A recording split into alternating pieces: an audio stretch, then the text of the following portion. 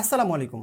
অনেক মেয়ে আছে দেখবেন যাদের বিয়ে হয় না, বয়স 20, 25, 30 পার হয়ে গেছে কিন্তু বিয়ে হচ্ছে না। হয়তোবা মেয়েটা দেখতে সুন্দরী, নম্র, ভদ্র, শিক্ষিতা, তবুও বিয়ে হচ্ছে না।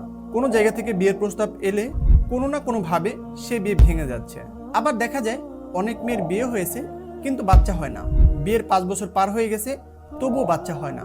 দুনিয়ার ডক্টর দেখিয়ে, পরীক্ষা নিরীক্ষা করে, লাখ লাখ টাকার ওষুধ খেয়েও কোনো ধরনের ফলাফল পাওয়া যাচ্ছে না। কিছু পরিবারে দেখবেন স্বামীর মাশাআল্লাহ ভালো ইনকাম রয়েছে, স্ত্রীও ভালো, দেখতেও মাশাআল্লাহ সুন্দরী, তবুও সংসারে সবসময় ঝগড়া বিবাদ লেগেই আছে।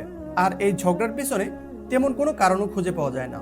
অযথাই মেজাজ গরম হয়ে যায়। বিয়ের শুরুতে একজনের প্রতি আরেকজনের যেই ভালোবাসা, যেই টান ছিল, সেটা যেন দিন দিন নাই হয়ে যাচ্ছে। এগুলো আসলে কেন হয় আর এগুলোর প্রতিকারই বা কি? এগুলো আসলে অনেক সময় হয়ে থাকে জিন অথবা জাদুর প্রভাবে। এছাড়াও ব্যবসা বাণিজ্য খারাপ হয়ে যেতে পারে, লাভজনক ব্যবসা হঠাৎ করে লসে পতিত হতে পারে। আর এই সকল সমস্যার কোরআন এবং সুন্নাহ ভিত্তিক চিকিৎসা হলো রুকিয়া। নির্দিষ্ট নিয়ম মেনে কোরআন এবং সুন্নাহর আলোকে যদি চিকিৎসা নেওয়া যায় তাহলে এই সকল সমস্যার সমাধান সম্ভব। আর আলহামদুলিল্লাহ আমরা সেই চিকিৎসাটাই আপনাদেরকে দিচ্ছি। মহান আল্লাহর উপর ভরসা রেখে বলতে পারি আপনি আমাদের কাছ থেকে ইনশাল্লাহ সমাধান পাবেন।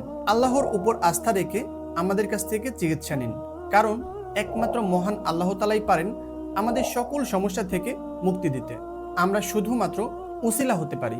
আমরা সবসময় সম্পূর্ণ কোরআন এবং সুন্নাহ ভিত্তিক চিকিৎসা দিয়ে থাকি, যে কারণে ইতিমধ্যে আলহামদুলিল্লাহ আমাদেরকে বিশ্বাস করে আমাদের কাছ থেকে চিকিৎসা নিয়ে অনেক মানুষ তাদের সমস্যার সমাধান পেয়েছে।